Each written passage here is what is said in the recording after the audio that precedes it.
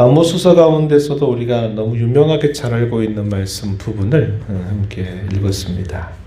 오늘 이 말씀을 중심으로 영적 기근이라는 그런 제목으로 함께 말씀을 나누고 함께 기도하기를 원합니다.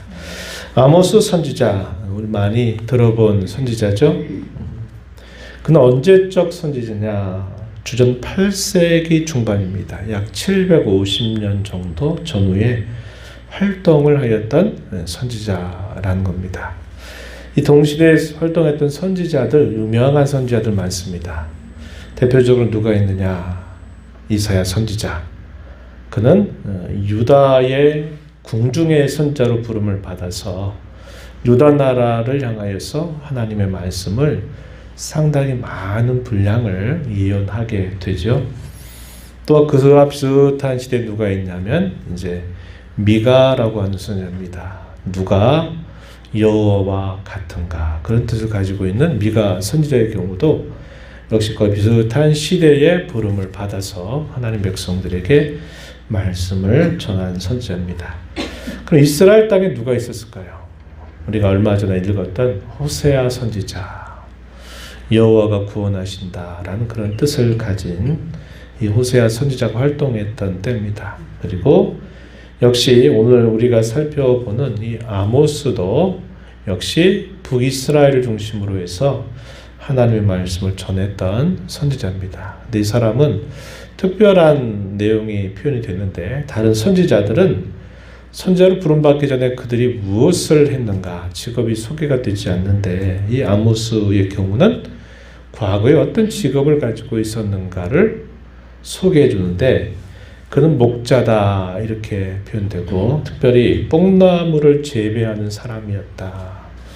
그런 사람을 하나님이 어느 날 불러서 그를 선지자로 부르는데 태생은 유다 태생이에요. 그런데 어디 가서 말씀을 전하냐면 북이스라엘에 가서 말씀을 전하는 역할을 합니다. 당시에 북이스라엘 나라는 누가 왕이었느냐? 호세아 선지자와 거의 비슷해요. 여로보암 제2세가 다스리고 있던 때의 부름을 받습니다. 이 여로보암 2세가 다스릴 때 북이스라엘 나라는 가장 번영의 시기를 누렸다 이렇게 말할 수 있을 만큼 오랜 시간 동안 여로보암이 다스렸고 그 결과 통치에 있어서는 매우 안정적이었다는 것을 우리가 확인할 수 있고 또한 많은 영토를 차지하기도 하고 번영을 누리기도 했다 하는 것을 보게 됩니다. 외적으로는 염려와 근심 없이 매우 잘 됐던 좋은 시대, 이런 시대 가운데 이 선지자로 부름을 받은 것이에요. 그런데 여러분 앞으로 한번 우리 가가지고 아모스서 2장 13절 말씀을 한번 우리 살펴볼까요? 그 시대의 번영을 우리가 잠깐 얘기했는데 어떤 번영인가 하는 것을 비유적으로 표현한 말씀이 나타납니다. 죄송합니다. 2장 13절 말씀을 함께 읽어볼까요? 보라, 곡식단을 가득히 실은 수레가 흙을 누름같이 내가 너희를 누르리니. 한번 잘 생각해 보세요. 곱씹어 보면 곡식단을 가득히 실은 수레, 추수를 해서 많은 곡식을 얻어서 그것을 옮겨가는 수레가 한가득 차 있어요. 이것은 추수꾼에게 있어서는 굉장히 큰 즐거움이고 기쁨이고 보람입니다. 왜냐? 추수한 열매가 그대로 풍성하게 거둬졌기 때문에 그래요. 그런데 그 다음 표현이에요. 보세요. 가득히 실은 수레가 흙을 누름같이. 수레가 가벼우면 그냥 이렇게 자국을 크게 남기지 않을 것인데 그 수레가 상당히 무겁습니다. 그러니까 그 수레가 지나가는 자국이 선명하게 깊게 나타나게 되는 거예요. 그와 같이 내가 너희를 누를 것이다. 내가 누굽니까? 하나님께서 그 추수하는 그 백성들을 누르신다. 좋은 말이 아니죠. 그러니까 번영을 누려서 기쁨과 보람과 열매가 가득한 것처럼 보이는데 결과는 그것이 마치 흙을 분명하게 짓누르는 것처럼 내가 너희를 누른다. 그래서 이 번영이 그야말로 하나님이 주신 귀한 복으로서 얻은 번영이 아니라 그와 다른 성격의 번영이다 하는 것을 우리가 알게 되는 겁니다. 그래서 이 아모스 선지자가 당시의 백성들에게 했던 메시지를 우리가 찾아보면 당시에 이런 번영이 외적으로는 있었지만 그들의 영적인 실상 그리고 윤리와 도덕적인 이런 면에 있어서는 매우 부패하고 타락해 있다 하는 모습을 이야기해 줍니다.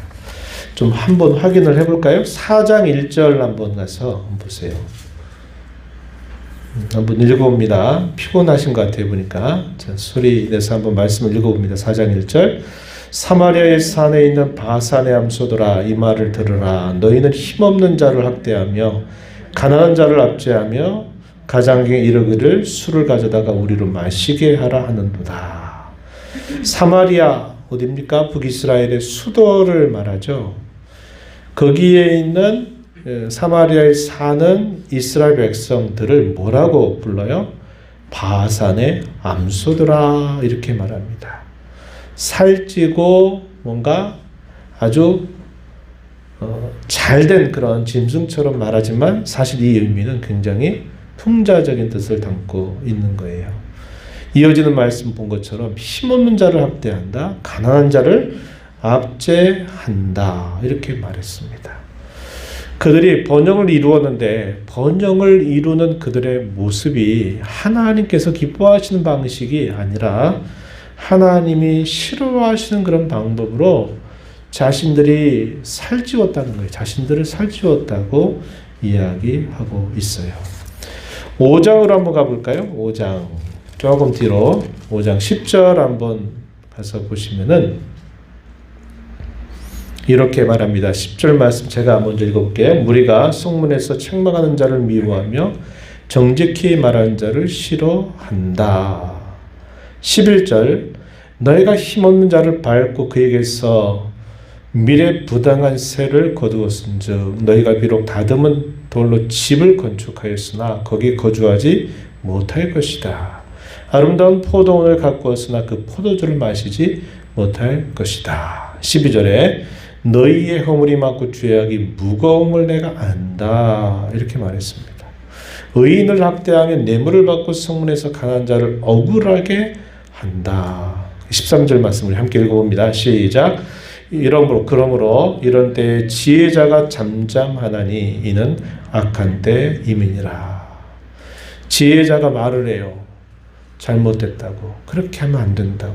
그것은 하나님 기뻐하시는 것이 아니라고 말을 해도 당시의 백성들이 그 말을 아주 멸시하고 업신여기는 태도를 가져요. 그 말하면 오히려 괴롭힘을 당하고 박해를 당합니다. 그러니 지혜자들의 소리가 잠잠하고 어떤 자들의 소리일까요? 거짓을 일삼고 부패하고 아첨하고 불의한 사람들이 소리를 높이고 하는 그런 시대였다. 이렇게 말해주고 있어요. 오늘 우리가 있는 8장 읽었던 말씀 조금 앞부분에 가서도 보면은 그와 비슷한 표현이 나타나는데 여기도 한번 좀 주목해 볼 필요가 있을 것 같아요. 8장 4절 한번 4절부터 6절까지 우리 함께 소리내서 읽어봅니다. 시작. 가난한 자를 삼키며 땅에 힘없는 자를 망하게 하려는 자들아 이 말을 들으라. 너희가 이르기를 월삭이 언제 지나서 우리가 곡식을 팔며 안식일이 언제 지나서 우리가 밀을 내게 할고 에바를 작게 하고 세계를 크게 하여 거짓적으로 속이며 은으로 힘없는 자를 사며 신 한 켤레로 가난한 자를 사며 찌꺼기 밀을 팔자 하는도다. 여기 보면은 그들의 부패한 모습들이 종교적인 부패와 함께 연결되어 있다는 것을 보여주고 있어요. 한번 그 말씀을 다시 한번 곱씹어 보죠. 5절에 월삭 어떤 날입니까? 매월의 첫날을 그들이 하나님 앞에 지키는 거예요. 초하루를 지키는 걸 월삭이라고 합니다. 월삭이 언제 지나서 곡식을 팔까? 일주일마다 돌아오는 가장 중요한 절기, 안식일이죠. 안식일이 언제 지나서 우리가 밀을 내게 할꼬? 월삭과 안식일, 그들은 형식적으로는 지키고 있는데 그들의 관심은 하나님 앞에 모인다, 제사 드린다, 이 관심이 없어요. 어디 관심이 있어요? 빨리 날이 지나가라. 빨리 이 날만 지나가면 사고 팔고 해가지고 빨리 더 많은 것들을 소유해야 되겠다. 이런 마음이 있는 거죠. 장사하는데 올바른 장사가 아니라 거짓된 장사팔이 해가지고 그들이 자기들의 배를 채우고자 하는 곳에 그들의 마음이 쏠려 있는 것을 보여주고 있어요. 이런 구절들을 통해서 우리가 확인하게 되는 것은 그들이 여로보암 2세가 다스리는 동안에 땅도 넓게 차지하고 번영도 이루었지만 그것이 하나님이 복 주셔서 이루신 번영이나 잘됨이 아니라 그것은 도리어 영적인 가치들을 되팔아서 자기들의 육적인 배를 채우는 그런 일들이었다. 이렇게 말해주고 있음을 확인하게 됩니다. 그러한 그들에게 아모스 선지자가 뭐라고 했습니까? 끝이 다가오고 있다. 이렇게 이야기하고 있습니다. 8장 내용, 여기 7장, 8장 여기 쭉 내용, 9장까지 내용을 보면요. 5가지의 환상들이 소개가 됩니다. 우리 요즘에 스가랴서를 읽고 있는데 스가랴서는 8가지 환상이 소개되고 있는데 이 아모스에서는 5가지 환상이 소개가 돼요. 그 중에서 4번째 환상이 이 8장에 소개가 되는데 1절을 한번 봐보시면은 주 여호와께서 내게 이와 같이 보이셨느니라. 보라, 여름 과일 한 광주리이니라. 여기 1번 한번 보세요. 1번 밑으로 내려가면 뭐라고 써 있습니까? 히브리 말로 여름 과일, 키츠라는 말이에요. 히브리어로 키츠라는 말과 이 말이 또 다른 비슷한 뜻을 거의 발음이 비슷한 말로 바꾸면 이게 무슨 말과 같냐면 끝을 나타내는 그런 말입니다. 캐치 말이에요. 그래서 비슷한 단어인데 일종의 말 워드플레이라고 그러죠. 2가지의 그런 중첩된 의미를 담고 있는 이 환상을 통해서 하나님이 뭘 말씀하시냐면 여름과일 한 광주리를 보여주면서 이제 끝이 다가온다 하는 것을 이 환상을 통해서 보여주는 겁니다. 11절 말씀, 우리가 읽은 말씀 앞부분에서도 보면 상반절에 보니까 이렇게 말하죠. 주 여호와의 말씀이니라. 보라, 날이 이를 것이다. 날이 이른다. 날이 다가온다. 이렇게 말하고 있습니다. 눈에 보이는 것은 번영과 풍요와 잘됨이에요. 그런데 그것과 반대로 하나님은 선지자를 통해서 그 백성들에게 뭐라고 말하느냐. 야, 이제 끝이 코앞에 다가왔다. 끝이 왔다. 이렇게 말한 겁니다. 그래서 그들에게 어떻게 하실 것인가. 10절 말씀에 보면은 이렇게 말했어요. 너희의 절기를 애통으로 너희 모든 노래를 애곡으로 변하게 하며 모든 사람에게 굵은 배로 허리를 동이게 하며 모든 머리를 대머리가 되게 하며 독자의 죽음으로 말미암아 애통하듯 하게 하며 결국은 공고한 날과 같게 할 것이다. 이렇게 말합니다. 애통과 애곡과 공고한 날로 바뀌게 된다. 그 끝이 이제 다가오고 있다. 이렇게 말씀을 하시는 것입니다. 그러면서 그들이 그 여러 시간들이 흘러가도록 그들이 한 일, 우리가 앞에서 여러 현상들을 살펴봤지만 중요한 메시지가 이제 우리가 읽은 말씀에서 소개가 되는데 그들에게 진정한 기갈이 그들에게 닥치게 될 것이다. 그 기갈이 뭐냐? 말씀이 없는 기갈이다. 말씀을 얻을 수 없는 기갈이 이제 닥쳐온다. 이렇게 이야기를 하십니다. 그런데 이들이 지난 세월 동안 살아왔던 그 모습을 보니까 어떻게 해왔느냐. 그들이 영적으로 부패하고 도덕적으로 타락하게 된 그 중심적인 이유는 하나님께서 그들에게 보내신 예언자를 멸시했고 하나님이 그 예언자들을 통해 주셨던 말씀을 멸시했기 때문이라고 하는 거예요. 그래서 우리가 아까 읽었던 2장 13절 앞부분에 2장 12절 말씀 몇 장 앞으로 한번 다시 가서 보면요. 이렇게 표현을 했어요. 2장 12절 말씀에 그러나 너희가 나실 사람으로 포도주를 마시게 하였다. 또 선지자에게 명령하여서 예언하지 말라고 하였다. 이렇게 말합니다. 하나님께 헌신된 사람을 포도주 마셔라. 그래서 그 헌신된 사람을 그 헌신하지 못하게 만들까 하면 예언자들이나 선지자들에게 명령을 내려서 야 너희는 더 이상 예언하지 마. 그런 소리 하지 마. 이렇게 말했다고 하는 것입니다. 또 7장으로 한번 가보죠. 7장 10절로 가서 보면은 여기서도 그런 일이 분명히 나타나요. 7장 10절 보면 당시 베델의 제사장이었던 아마샤가 뭐라고 말하냐면 이스라엘의 왕 여로보암에게 보내어 이르되 이스라엘 족속 중에 아모스가 왕을 모반합니다. 그 모든 말을 이 땅이 견딜 수 없습니다. 이 제사장이었던 아마샤가 아모스에 대하여 왕에게 거짓된 고발을 하는데 왕을 모반합니다. 이렇게 말하고 또 그가 하는 말을 도무지 이 땅이 견딜 수 없는 말들을 계속하고 있습니다. 라고 거짓 보고를 했다는 거예요. 아모스가 이렇게 말했다고 말하죠. 11절 여로보암 칼에 죽겠고 이스라엘은 반드시 사로잡혀 그 땅에서 떠나겠다. 이렇게 지금 말하고 있습니다. 왕에게 고발을 한 거예요. 아마샤가 아모스에게 말합니다. 12절 선견자야 너는 유다 땅으로 도망하여 가서 거기서나 떡을 먹이며 거기에서나 예언하고 다시는 베델에서 예언하지 말라. 이는 왕의 성소의 나라의 궁궐이다. 이렇게 말했어요.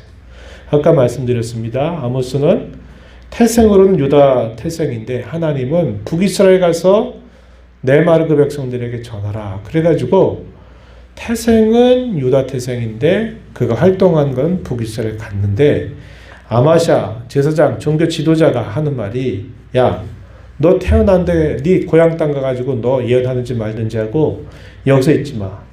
여기 있으면 너 가만히 안 둘 거야. 이런 식으로 협박하고 공갈을 했다고 하는 것입니다. 16절에서도 이렇게 말하죠. 이제 너는 여호와의 말씀을 들을지니라 네가 이르기를 이스라엘에 대하여 예언하지 말며 이삭의 집을 향하여 경고하지 말라. 이렇게 또 표현이 되어 있어요. 무슨 말입니까? 그들이 종교적으로 결국 타락하고 윤리적으로 도덕적으로 부패해서 외적으로는 번영과 부를 이루었지만 그 모든 것의 가장 중요한 원인은 말씀과 예언자들을 너희가 싫어 멸시했다는 거예요. 그래서 그것에 대한 반대 극복으로 얻었던 번영과 부 이제 하나님이 다 끝이 나게 하실 것이다. 그것이 그동안에는 잠깐 눈에 보기에 좋아 보이고 야 번영이다 평화다 안정이다 이렇게 말하지만 잠깐일 뿐이다. 이제 그 나머지 기나긴 시간들에는 화가 미치게 된다. 이렇게 이야기를 하고 있는 겁니다. 이거 하나님의 말씀이었어요. 11절 본문으로 다시 돌아와서 하반절이 이렇게 말하죠. 내가 기근을 땅에 보낼 것이다. 양식이 없어 주림이 아니고 물이 없어 가람이 아니고 여호와의 말씀을 듣지 못한 기갈이다. 사람이 이 바다에서 저 바다까지 북쪽에서 동쪽까지 비틀거리며 여호와의 말씀을 구하려고 돌아다닌다 하더라도 얻지 못할 것이다. 그날에 아름다운 처녀, 젊은 남자가 다 칼하여 쓰러지게 될 것이다. 그렇게 말씀과 예언자를 멸시했던 그들에게 그것을 이제 하나님이 거두어가겠다는 거예요. 그것이야말로 진정한 기갈이라고 하는 걸 너희가 깨닫게 될 거다. 이렇게 말씀을 하고 계신 것입니다. 이 말씀을 보면서 몇 가지 생각을 해보는 거예요. 거기에 2번에 보시면은 눈에 보이는 게 결코 전부가 아니다 하는 것을 우리는 확인하죠. 여로보암 2세 북이스라엘 왕조에서 가장 번영기 이렇게 말하고 가장 좋았던 때라고 말할지 모르지만 그건 소위 빛 좋은 개살구에 불과했던 시기였다. 이렇게 말하는 겁니다. 전부가 아니에요. 눈에 보이는 게 전부가 아니라 신앙적인 눈은 많은 경우에 눈에 보이는 현실과 반대일 경우가 많다 하는 것을 우리는 이걸 통해서 생각하게 되는 것입니다. 성도는 어떤 사람일까요? 하나님의 백성들은 성도는 하나님을 떠나 살 수 없어요. 그리고 영혼의 양식인 그분의 말씀을 먹지 않고는 결코 살아갈 수 없다는 것은 확실한 진리예요. 그런데 잠시 잠깐은 좋게 여기는 거예요. 별것 없다. 별것 어려움 없다. 이렇게 생각을 해요. 그러나 그가 정말 성도라면, 그가 정말 하나님의 백성이라면 그는 하나님을 떠나서는 결코 살 수 없어요. 그분이 우리의 영혼에 먹여주는 그분의 양식을 우리가 섭취하지 않고는 절대로 살아갈 수 없는 존재. 그들이 바로 성도이고 하나님의 백성, 하나님의 자녀들입니다. 그렇지 않다면 그 사람은 성도가 아닌 거예요. 겉으로는 그래 보여도 실상 그게 아닌 거예요. 하나님의 자녀처럼 보여도 하나님의 자녀가 아닌 거예요. 그와 같다는 것을 우리는 꼭 기억을 해야 합니다. 그 말씀은 바로 우리 자신에게도 마찬가지예요. 나는 하나님을 떠나서 결코 살아갈 수 없는 존재. 나는 그분이 주신 영혼의 양식인 말씀을 먹지 않고는 살 수 없는 존재가 바로 나, 우리들이다 하는 거예요. 그걸 꼭 잊으면 안 돼요. 지금 북이스라엘 백성들은 하나님의 백성이라고 하는 이름을 가지고 있지만 그들은 지금 뭐에 만족하면서 무엇을 멸시하고 있습니까? 눈에 보이는 풍요와 번영에 만족하면서 그들의 영적으로 굶주려 있다고 하는 것에 대해서 그들이 외면하고 있어요. 그런데 이것이 지금은 별것 아닌 것처럼 보여져요. 괜찮은 것처럼 보이지만 하나님이 끝이 온다. 끝이 오면 어떻게 되는가? 진짜 기갈이 너희에게 올 거다. 이렇게 말씀을 하신 겁니다. 그때가 되면 이제는 실제적으로 현실적으로 그걸 느끼게 될 거라는 거예요. 근데 그때는 사실상 늦은 거예요. 우리도 마찬가지잖아요. 지혜로운 사람은 어떤 사람이에요? 지금 돌아가고 있는 이 상황을 보니까 이제 조금만 있으면 이런 일이 실제로 닥치겠다를 지혜로운 사람은 예측을 하고 내다봐요. 그래서 그러려면 준비해야 된다. 유비무환이라고 하는 말이 있듯이 지금 준비해야 된다. 이렇게 하는 거예요. 근데 지혜롭지 못한 사람은 어떻게 해요? 그걸 생각 안 해요. 그러다가 막상 그 일이 닥치고 나서 그때 비로소 이거 어떻게 하지? 그때부터 막 분주하게 움직이는 거예요. 근데 그때는 사실 늦어요.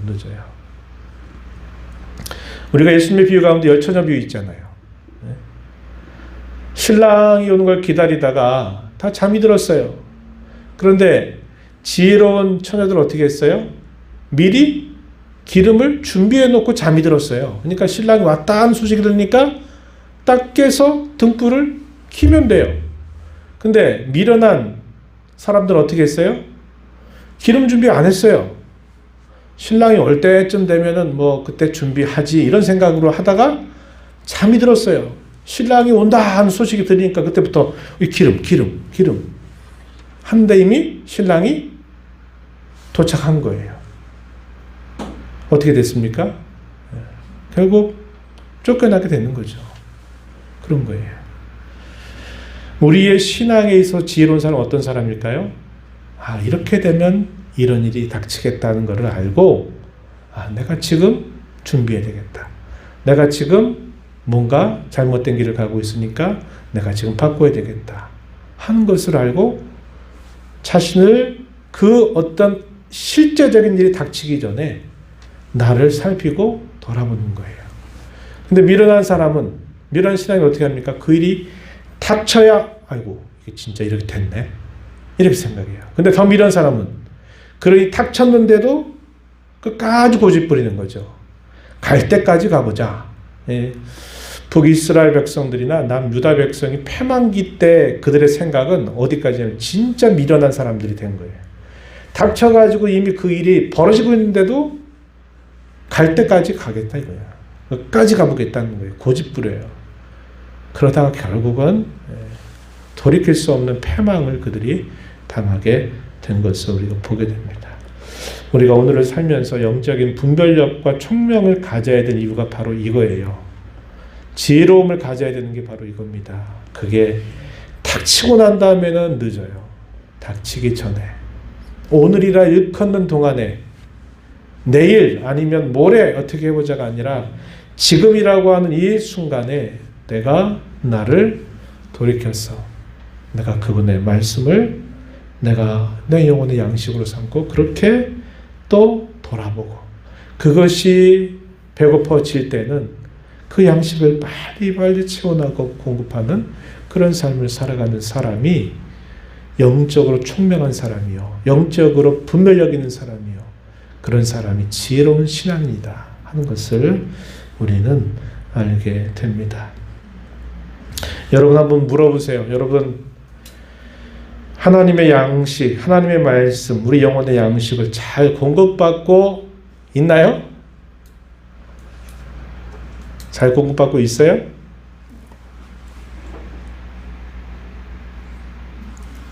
이쪽에 좀 지나간 얘기지만 말씀을 공급받지 못해서 살기 위해서 나는 다른 데로 간다. 그런 말씀하신 분 있었어요. 말씀을 공급받지 못하니까 내 영혼이 죽을 것 같아서 나는 다른 데로 옮겨가야 되겠다고 얘기해서 제가 더 이상 할 말이 없었어요. 그분을 비난하기 위해서 하는 말은 아니고 제가 뭘 여러분들에게 말씀드리냐면 지금 내가 순간순간을 살아가면서 여러분들이 영혼의 양식인 말씀을 내가 지금 공급받아 섭취하고 있느냐를 점검하라는 거예요. 점검하라는 거예요. 그게 공급이 안 된다면 뭐 때문에 공급이 안 되는지를 빨리 생각해가지고 공급받도록 해야 돼요. 그냥 이거 방치하면 안 돼요. 왜? 이게 가장 중요하니까. 이게 방치하면 안 된다 이 말이에요. 여러분들이 양식을 공급받지 못해 배고프다면 빨리 그 배고픔을 해결해야 되잖아요. 그냥 배고프다 하다가 그냥 줄여서 결국은 죽어가는 그런 신앙이 되면 안 되잖아요. 그래서 여러분들이 물어봐야 돼요. 나는 잘 공급받고 있는가? 잘 공급이 안 되면 뭐가 문제인가? 하는 것들을 잘 살펴가지고 교육자에게 도움을 청하면 청할 것이요. 또 내게 뭔가 어떤 다른 문제거리가 되거나 한 게 있으면 그 문제를 하나님 앞에 빨리 기도하면서도 어떻게든지 그걸 풀어서 내가 계속적으로 내 심령이, 내 신앙이 하나님의 말씀의 양식이 공급되는 걸 내가 확인할 수 있어야 돼요. 그게 안 되면 문제가 분명히 터지게 돼 있다 이 말입니다. 그래서 여러분 이걸 꼭 생각해 보세요. 그리고 우리에게 꼭 중요한 게 뭐냐? 타이밍이에요. 타이밍. 그 타이밍이 맞아 떨어지게 되면 좋죠. 근데 그 타이밍은 우연히 다가오게 하면 안 돼요. 그 타이밍에 나를 마치도록 준비를 해야 돼요. 여러분 그러잖아요. 늘상 들었던 어떤 격언이나 어떤 말이 갑자기 어떤 상황 속에서 야 그게 진짜 그렇더라 느껴질 때가 있죠. 언제 그래요? 타이밍이 그때 딱 맞아 들어간 거예요. 근데 그 타이밍 안 맞으면 아무리 좋은 말하고 아무리 귀한 말해도 그때는 그냥 다 건성건성 지나가요. 타이밍이 맞으면 진짜구나 이걸 깨닫게 돼요. 하나님 말씀을 듣는데 여러분들이 우발적으로 우연히 한번 일어나는 타이밍 그때를 기다리면 안 돼요. 안 된다고요. 3년 듣다가 어느 순간 그거였구나. 10년 신앙생활 하다가 어느 순간 그거구나. 너무 늦다니까요. 그러면 안 돼요. 어떻게 될까요? 매일매일 공급받도록 해야 돼요. 그 타이밍을 내가 맞추어 가는 거예요. 그 타이밍이 맞춰지는 순간을 5년이든 10년이든 기다리다가 어느 순간 맞을 때 그거다. 그때 너무 늦어요. 너무 많은 시간들을 허비해요. 그러나 주께서 우리에게 말씀하시듯이 그 타이밍을 내가 맞추도록 준비라면 항상 그 먹는 양식이 내게 양분이 되고 나를 자라게 하는 그런 중요한 먹거리가 되는, 우리 신앙의 먹거리가 되는 거예요. 그러기 위해서 우리는 준비해야 되는 거예요. 내가 타이밍을 맞춰야지 언젠가 타이밍이 나에게 맞춰지게 되기를 그냥 막연하게 세월아 여월아 기다리면 안 된다. 꼭 기억하면서 여러분은 난 하나님 앞에 지금 양식을 잘 공급받고 있는가 아니면 나 지금 굶주리고 있는가를 항상 점검하면서 내가 준비해야 될 것 아니면 교회에 교육자들에게 뭔가 요청해야 될 것들이 있다면 또 도움을 구하고 해서 여러분들이 이 신앙에 있어서 영혼의 양식이 떨어지지 않도록 간수 잘 하시기 바라요. 그렇게 되기를 진심으로 바랍니다.